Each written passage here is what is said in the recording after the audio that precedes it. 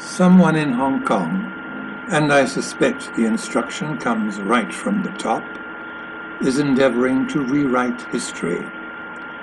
The crucial events that occurred there just short of 50 years ago, as a result of the spillover of China's Cultural Revolution in 1967, are being distorted and rewritten in such a way as to switch the roles of the participants by making the villains seem the heroes and the heroes seem the villains.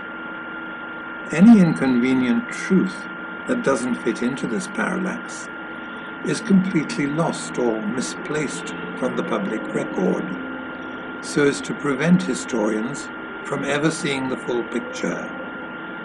Only those of us still alive, who lived through those watershed events, can upset this applecart.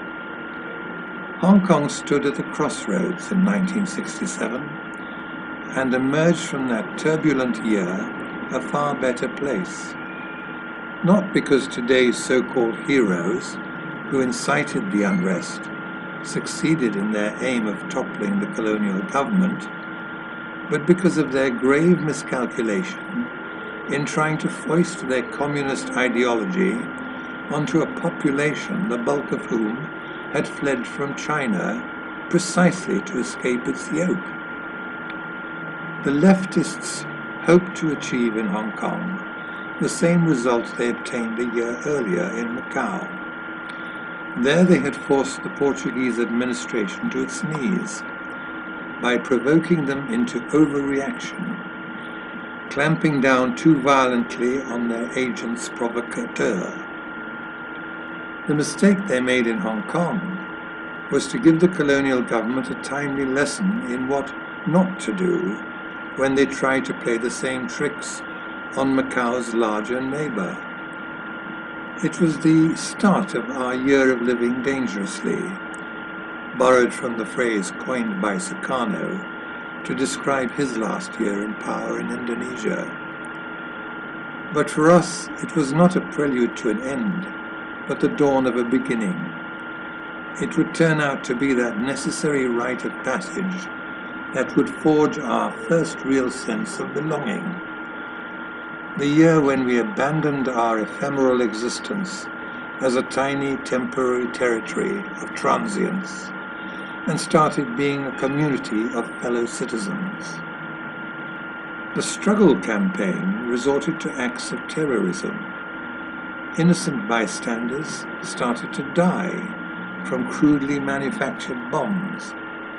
Sometimes, but not always, these devices were readily recognizable because they were left in public places or on street corners in brown paper parcels, often with notes attached in Chinese, warning patriots to keep clear.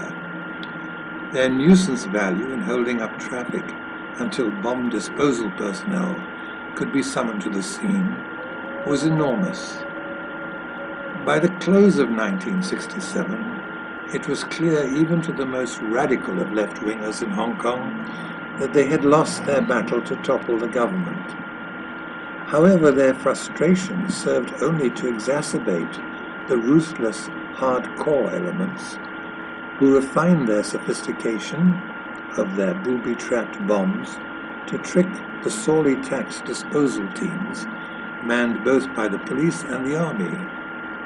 Over a 7-month span, these had responded to some 9,000 incidents. At least one military ammunition expert was killed during this period, and another seriously injured when a car run over by a Chinese motorist while kneeling to dismantle a suspicious package on a traffic island. This terrorism further alienated the public and gave us a golden opportunity to build upon the goodwill demonstrated by the great mass of the populace.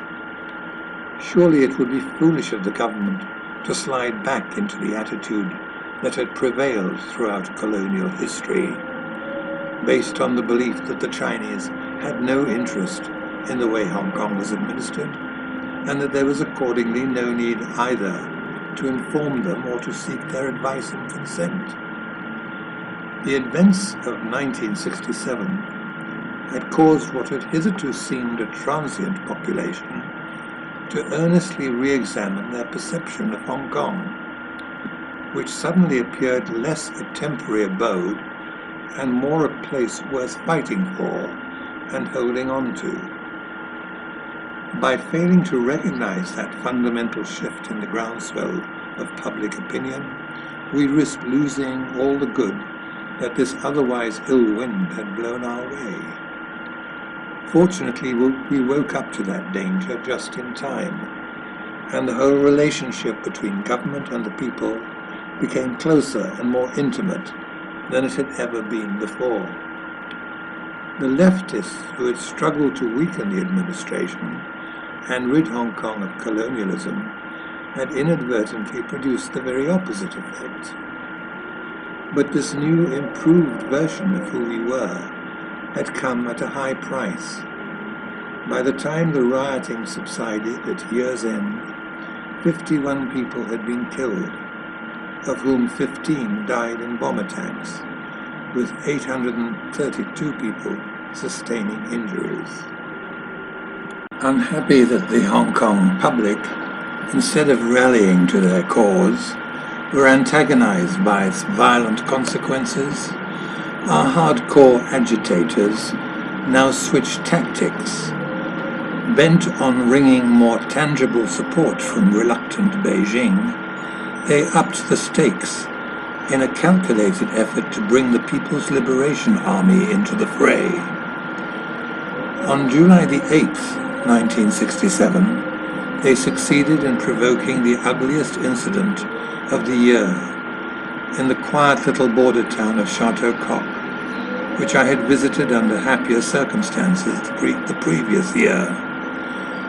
Across that barely recognizable demarcation line, dividing the two sides of the main street, stormed some 300 or more communist demonstrators, chanting Mao slogans and waving copies of the Little Red Book of the great helmsman's saying. They began pelting the local police station with stones. The police fired tear gas and wooden slugs to chase them away. Then a machine gun stuttered into life from across the street. In a hail of bullets, 5 Hong Kong policemen died, and a further 12 were wounded. No immediate reinforcements were sent to their aid because the police seemed paralyzed with shock. Sir David Trench, the governor, being out of the colony at the time, Colonial Secretary David Irving Gass had assumed the role of acting governor. Gass, who would eventually follow Trench's earlier career path into governorship of the British Western Pacific Territories, was a small, slightly built man who was now confronted with a crucial decision that could brook no further delay. He arranged for a battalion of Gurkha troops to be rushed to the scene and for Police Commissioner Edward Tyrer to take immediate leave of absence.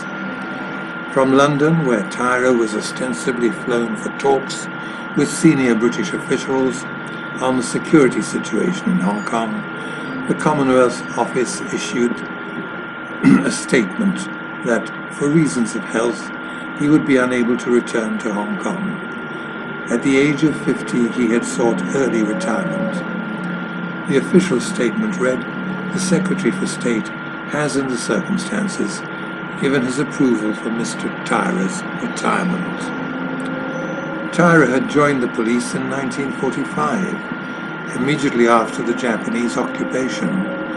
Rising steadily through the ranks, he had taken up his appointment at Commissioner in October 1966, just 7 months prior to the Chateau Coq incident. He was replaced by Edward Eates, who took charge in the knowledge that the police had forfeited their time-honored lead in border security and would now have to play second fiddle to the military. Exactly who had commenced firing at Chateau Coq was never precisely ascertained.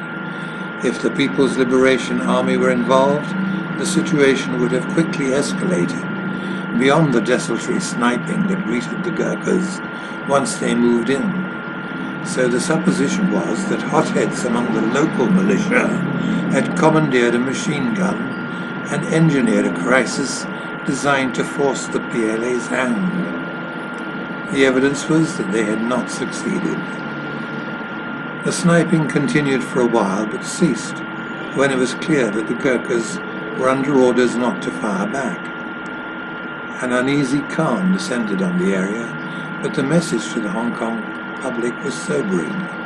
This was the first time since the Communists came to power in 1949 that British and Chinese had faced each other across the border in an armed confrontation.